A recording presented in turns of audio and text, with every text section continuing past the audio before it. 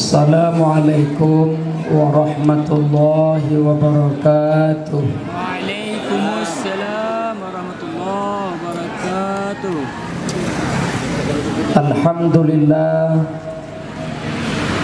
Alhamdulillahilladzi asra bi'abdihi laylan minal masjidil haram ilal masjidil aqsa wa a'raja bihi 'alal malakutil a'la wa sidratil muntaha. Ashhadu an la ilaha illallah wahdahu la syarika lah yamla'ur ridha wat tuqa. Ashhadu anna sayyidana wa nabiyyana Muhammadan abduhu wa rasuluhu wa habibuhul mujtaba. Allahumma fasalli wa sallim wa barik ala abdika wa rasulika sayyidina Muhammadin wa ala alihi wa ashabihi al-mustafa. Amma ba'du, wa qala Allah subhanahu wa ta'ala fil Qur'anil aziz. A'udzu billahi minasy syaithanir rajim. Bismillahirrahmanirrahim. Subhanalladzi asra bi'abdihi laylan minal masjidil haram ilal masjidil aqsa alladzi barakna hawlahu linuriyahu min ayatina innahu huwas sami'ul basir. Wa qala aydan wa laqad ra'ahu nazlatan ukhra 'inda sidratil muntaha 'indaha jannatul ma'wa. Allahumma rabbi shrah li sadri wa yassir li amri wahlul 'uqdatam min lisani yafqahu qawli. Yang sama-sama kita hormati Bapak Geci Kampung Lamtih, yang sama-sama kita muliakan Bapak Imam Masjid Baitul Mukminin beserta seluruh perangkat unsur BKM, yang sama-sama kita hormati Tuhab Bergampung, guru-guru saya, dosen saya Pak Maimun, tokoh masyarakat Pak Jailani. Mohon maaf bila saya tidak menyebutkan satu persatu dalam penghormatan, karena menyulit tak hormati panjang tak bihwate bak penghormatan. Saya khawatir kalau sudah terlalu banyak penghormatan nanti singkat pula waktu untuk saya ceramah. Karena biasanya saya kalau udah singkat ceramah ngomong buru-buru.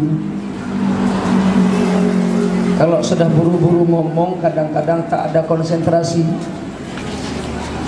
Akibat tak ada konsentrasi hilang kontrol. Akibat hilang kontrol gabuk. Menyuka gabuk kadang-kadang aib-aib draw ke bekas bagus.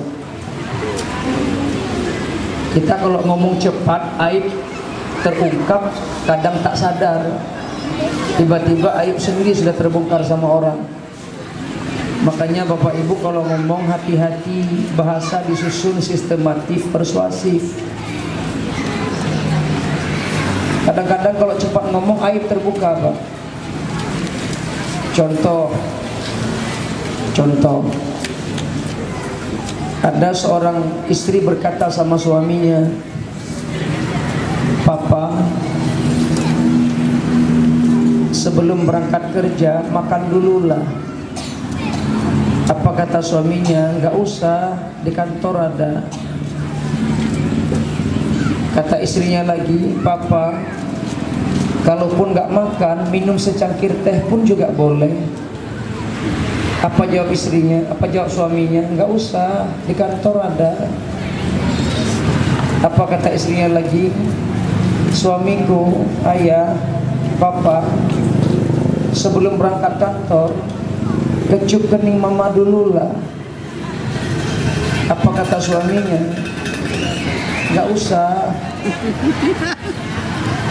Ya. Karena gabu apa. Nggak usah. Di kantor banyak. Maka bapak hati-hati ngomong, jangan sampai tergelincir lisan, aib terbuka sama orang. Banyak orang salah menggunakan lisan sehingga terjebak dalam caci maki, terjebak dalam fitnah karena lisan tak bisa dijaga. Wabil khusus penghormatan saya kepada remaja Masjid Pemuda Lantih. Saya teringat dulu di pesantren, Pak. Ketika saya di Dayah, guru mengatakan kepada saya, "Ngekeun legore Mbak Dayah Umar, nanti kalau kamu besar, jadilah kamu seperti daun kaktus, jangan jadi seperti daun pisang. Menyorai kathingah berlagi on putih, bejit lagi on pisang." Saya tak faham. Saya memohon tolong guru berikan penjelasan apa maksudnya. Nak Umar, daun kaktus jangankan kering, layu pun sudah sadar diri. Be yang anda pegah tu laye kasadar. Dia akan melepaskan diri dari batangnya karena kadaya hana pantas di tamat jab bak-baknya. Kah Umar bujit lagi on putih. Bila besok kamu besar seperti daun kaktus, jangankan kering, layu sudah sadar diri. Yang bejit lagi on gerthong, bejit lagi on pisang, jangankan laye kato hai detonan raw. Ramudeh kato kan gajur. Nyo kato matang si mumat ina karita handullah. Inilah yang saya maksud.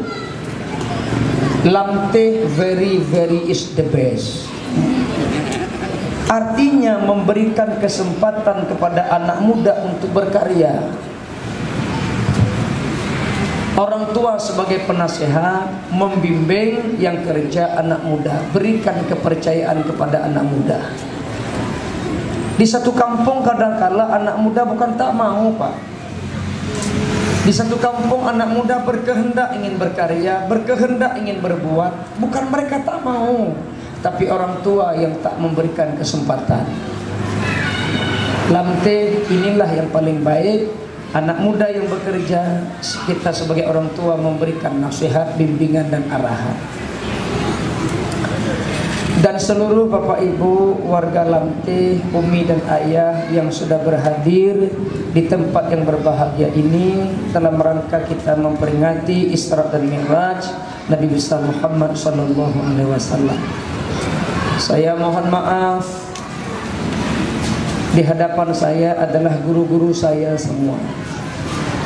Di hadapan saya adalah para ahli-ahli ibadah, perempuan-perempuan yang solehah. Saya mohon maaf malam ini tidak bermaksud mengajarkan itik berenang. Malam ini tidak bermaksud mengajarkan kuda berlari. Dan malam ini tidak bermaksud mengajarkan guru yang sudah menjadi maha guru. Lalu kenapa saya malam ini berani memberikan ceramah di depan orang tua saya yang alim-alim, yang abid-abid ini? Berpegang teguh pada ayat Allah, wa tawassaw bil haqq wa tawassaw bis sabr. Berpegang teguh pada hadis Rasulullah, ballighu anni walau ayah. Saling menasihati tentang kebenaran, saling menasihati tentang kesabaran, Dan saya sampaikan ini, sampaikan olehmu walau sepotong ayat. Ini dalil yang memberanikan saya memberikan tausiah pada malam yang berbahagia ini.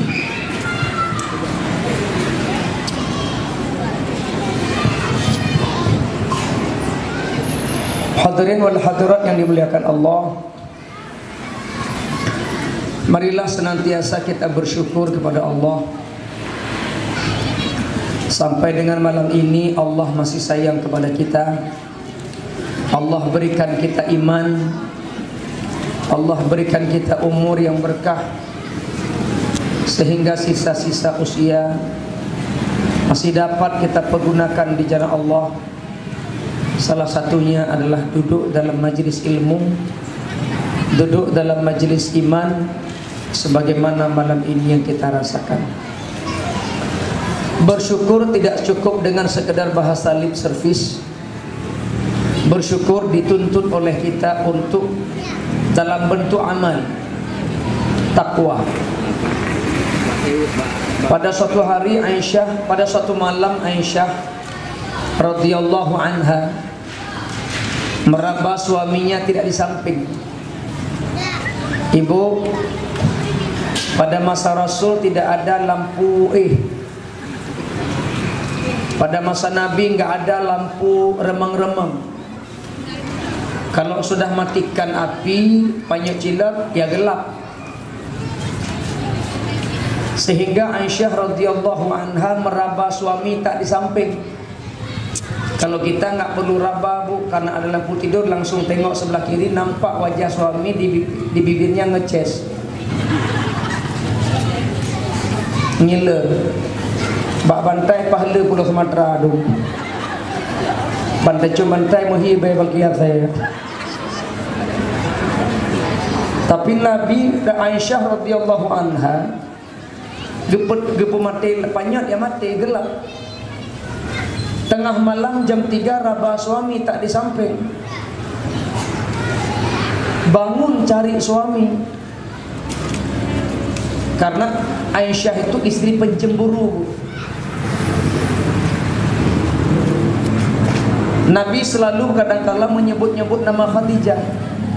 Aisyah protes, ya Rasulullah, Khadijah kan sudah lama meninggal istrimu yang pertama. Kenapa kau sebut selalu Iranu tiuro Khadijah, Khadijah, Khadijah, Khadijah, Khadijah, Khadijah?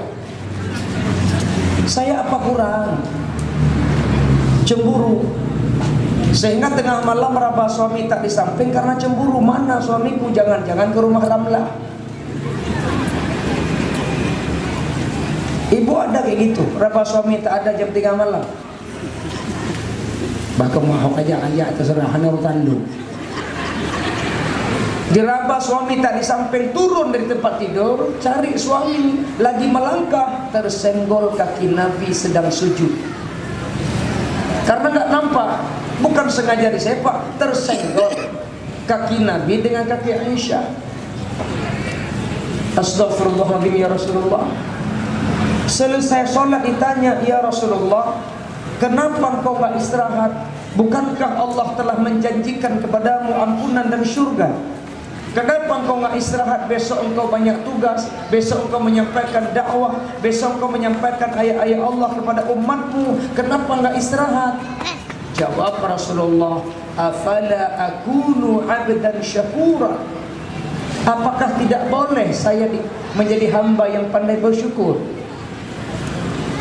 Berarti syukur bukan cuma sekedar bibir yang bergerak, tapi sujud fisikmu menghadap Allah Subhanahu wa taala.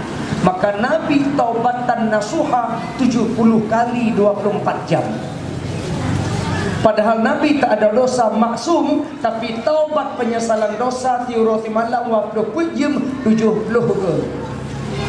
Itu nggak ada dosa, taubatnya 70 kali. Orang lamte dosa banyak, wajib aja tinggal. Kan Ramadan termasuk long-long. Itu Nabi Muhammad. Maka syukur tidak cukup di bibir, buktikan dalam bentuk gerakan tubuh. Berikutnya salawat dan salam kepada junjungan alam Nabi besar Muhammad sallallahu alaihi wasallam. Kata Rasul dalam hadis, ma min majlisin, tidak ada daripada satu majlis yusalla fihi ala Muhammadin sallallahu alaihi wasallam, tidak ada daripada satu majlis di dalamnya bersolawat atas Nabi Muhammad sallallahu alaihi wasallam. Nah, tadi saya melihat tidak ada solawat, Pak. Sementara ini pada kita majelis. Mau ikut kita solawat sekali? Oh, ini tim. Salatullah salamullah ala Taha Rasulillah.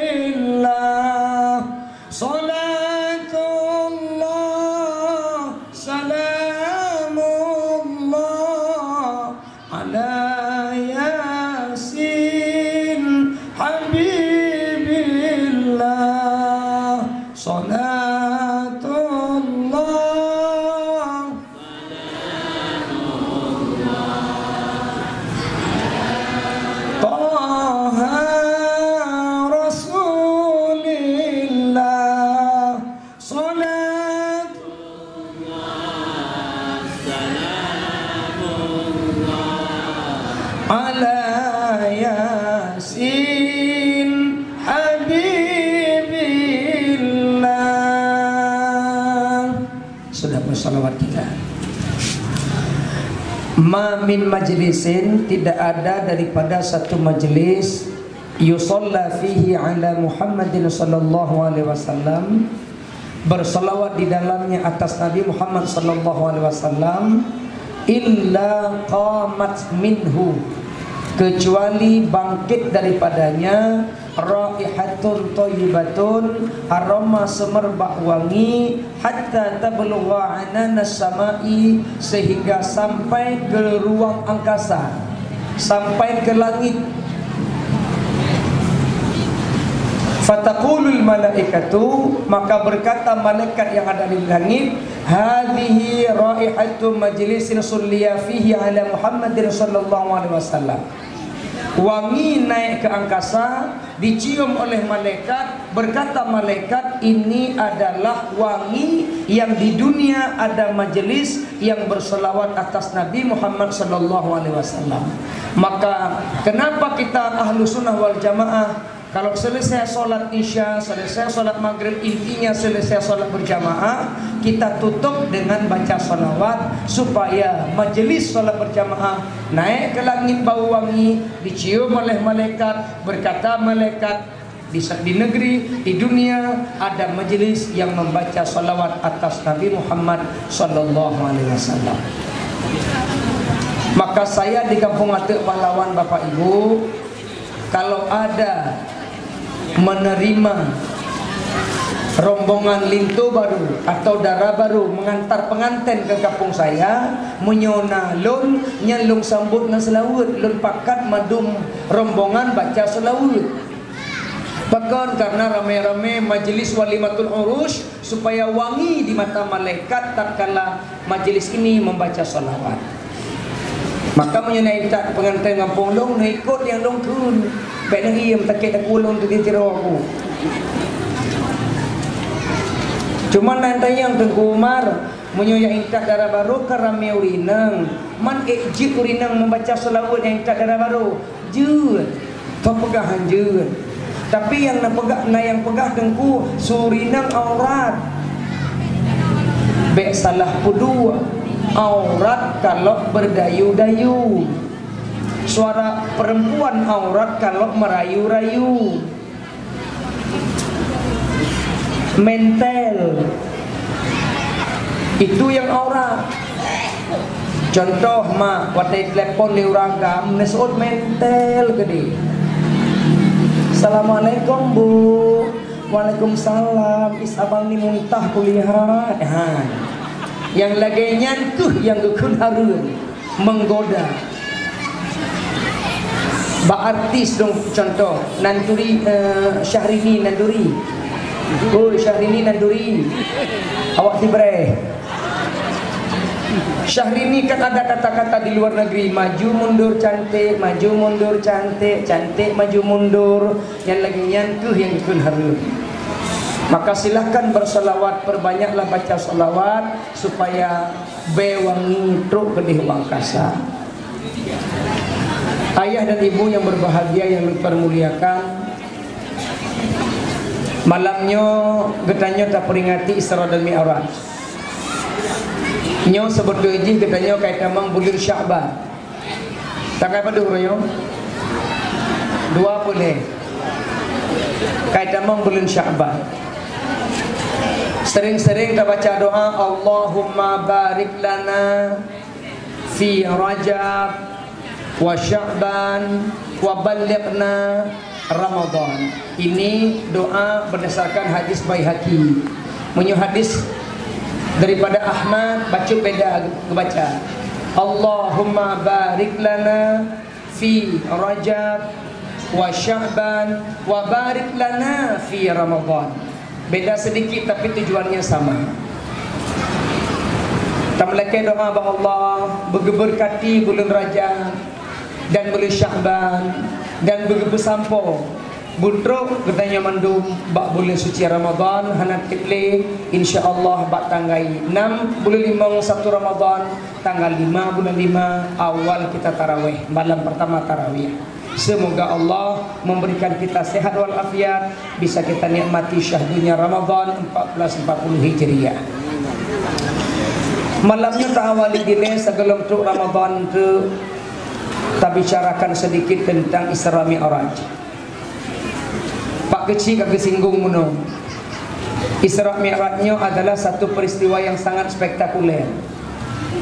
Yang kalau pada masa Nabi diceritakan, orang tak percaya. Semua berkata Muhammad kail hablon, Muhammad kabocolo, Muhammad ajak bor musakit jiwalom. Jamun nyoi cerita baurul jazirah Arab jamun.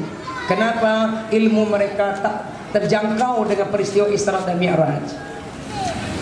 Tapi lawenya dia dah pegang Isra Mi'rajnya hana aneh deh. Pakah hana aneh. Jokowi saja bisa bikin infrastruktur langit. Kan begitu kata Ma'ruf Amin ketika debat. Sudah dibuat infrastruktur langit. Mempunyai infrastruktur langit kagak pegang itu presiden kita, apalagi Allah Subhanahu wa taala.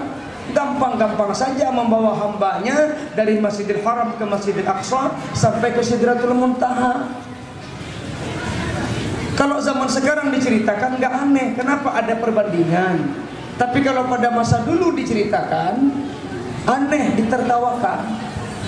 Karena mungkin jarak dari Masjidil Aqsa ke jarak dari Masjidil Haram ke Masjidil Aqsa berapa jaraknya? 1.500 km.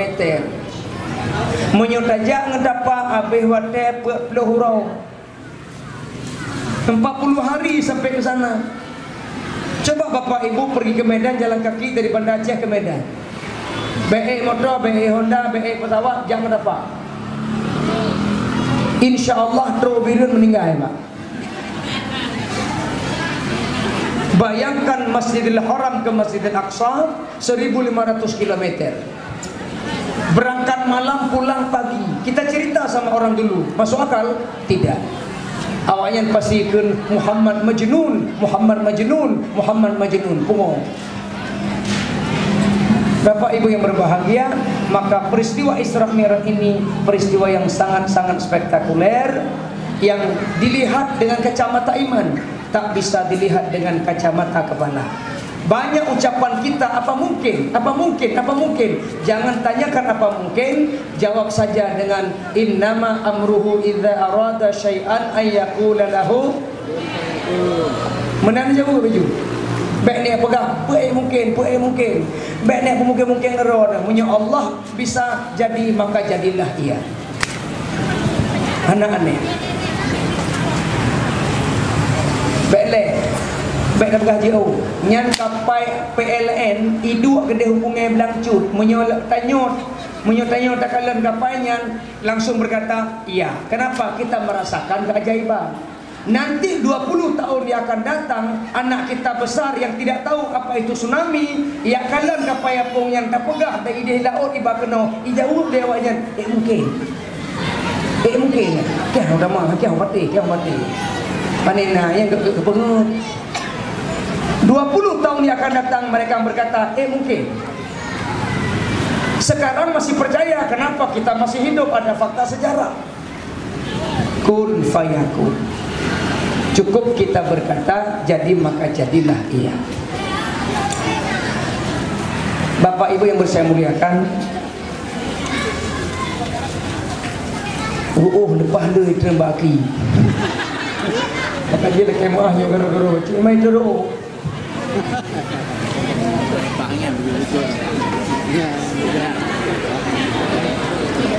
Isra Mi'rajnya adalah peristiwa yang kita sudah paham semua. Cuma malam ini barangkali sekedar ulang kaji. Izinkan saya memberikan ceramah tidak lama, ibu-ibu, bapak sekalian. Saya berceramah sebentar saja. Lebih kurang popoh le lah. Sebentar saja karena kita besok kerja.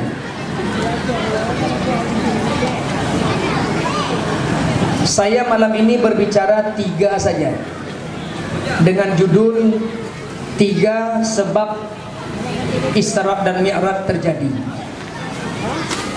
Setuju Bu? Kita bicara 3 saja ya. Sebab yang pertama, Nabi Muhammad di Isra Mi'rajkan dalam rangka mengobati hati Nabi Muhammad yang sedang dilanda duka. Pada tahun ke-10 kenabian, Nabi Muhammad diuji oleh Allah ujian yang sangat berat, musibah yang sangat berat, yaitu duka cita meninggalnya 2 sosok manusia yang paling beliau cintai, beliau banggakan. Siapa dia? Pertama, meninggal Abu Thalib, paman yang cukup setia di medan dakwah, meninggal dunia. Hilang semangat Nabi, beliau sedih, berduka yang sangat mendalam. Di masa hidup Abu Thalib tak ada seorang pun musuh yang berani untuk mengganggu dakwah Nabi. Fisik Nabi tak berani mereka sentuh. Dibayang-bayangi ketokohan Abu Thalib.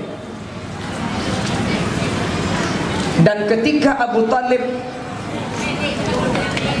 berada dalam sakaratul maut, Nabi datang jenguk. Abu Jahal datang jenguk. Abdullah bin Abi Umayyah datang jenguk.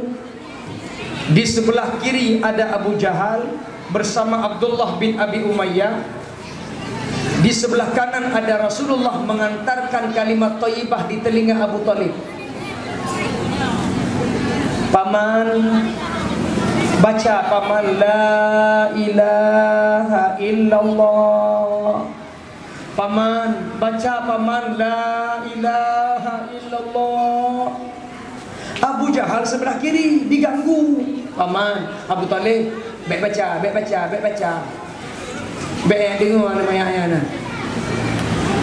Munya dibaca berarti roh anak sayang ke agama Abdul Muthalib. Baik baca. Rasulullah lagi-lagi, la ilaha illallah. Abu Jahal, jangan Abu Thalib, jangan Abu Thalib. Kalau kau baca sama dengan kau menghina agama Abdul Muthalib, ayahmu. Akhirnya Bapak Ibu, Abu Thalib tutup usia. Apa boleh ucapkan? Aku cinta kepada agama Abdul Muthalib. Kalimat terakhir lahir di mulut Abu Thalib, aku cinta kepada agama Abdul Muthalib. Tutup usia dalam kesyirikan. Nangis Nabi Muhammad sehingga membuka telapak tangan bermohon kepada Allah, ya Allah, aku akan mohon ampun kepada Abdul Muthalib selama engkau tidak melarangnya. Maka turun ayat dalam surah At-Taubah ayat 113. Apa bunyinya? Makana li nabiyyin walladzina amanu